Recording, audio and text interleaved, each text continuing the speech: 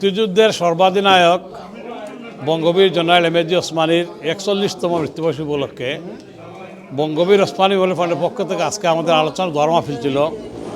এখানে বাংলা হাইকমিশন, বীর মুক্তিযোদ্ধাগণ এবং বিভিন্ন সংস্থার প্রতিনিধি উপস্থিত হয়েছিলেন। এখান থেকে আজকের এই সভা থেকে আজকে দাবি জানা হয়েছে যে বঙ্গবীর ওসমানী জন্ম মৃত্যু দিবস যাতে রাষ্ট্রীয় পালন করা হয়।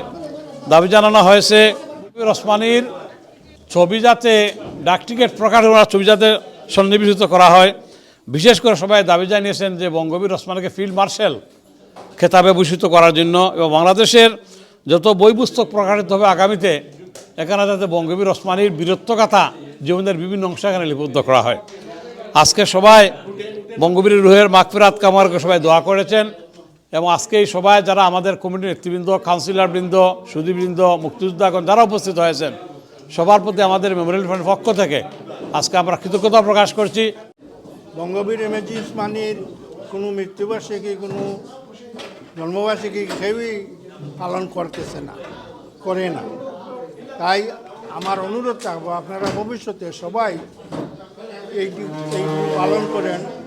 উনার আত্মার মাগফিরাত কামনা করে। উনি আমাদেরকে একটা দেশ স্বাধীন করে দিয়েছেন।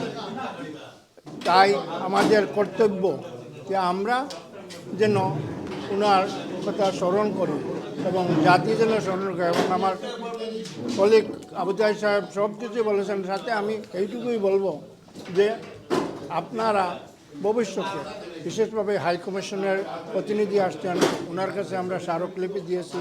আমরা বই পুস্তকে ওনার নাম পাঠ্যপুস্তকে পূর্ণ করার জন্য অনুরোধ রাখি সরকারের কাছে এবং জাতির কাছে, সবার কাছে আমরা অনুরোধ করব আপনারা যেন ভবিষ্যতে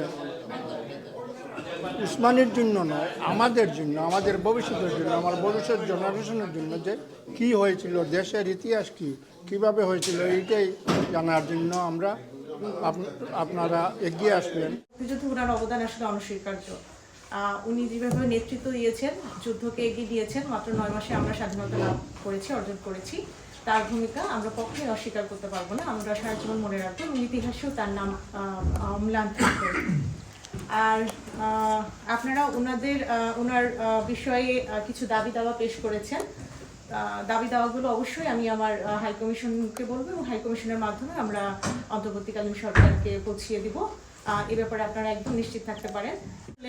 হাইকমিশনার ম্যাডাম নতুন জয়েন করার পরেই এখানে আসলে কি পরিবর্তন আনা যায় সে বিষয়ে কাজ করছেন। সম্প্রতি আমরা চিন্তা করেছি যে আমরা মাসে একদিন অতিরিক্ত কনসুলার সেবা, 3 দিনে কনসুলার সেবা দেওয়ার চিন্তা ভাবনা করছি। এখনো সেটা ফাইনাল হয়নি, হয়তো দ্রুতই হয়ে যাবে। এবং অন্যান্য যেসব বিষয়ে সমস্যা আছে সেগুলো আসলে কীভাবে সমাধান করা যায় সেগুলো চিন্তা করা হচ্ছে। আশা করা যায় আমরা এগুলো সুফল পাবো।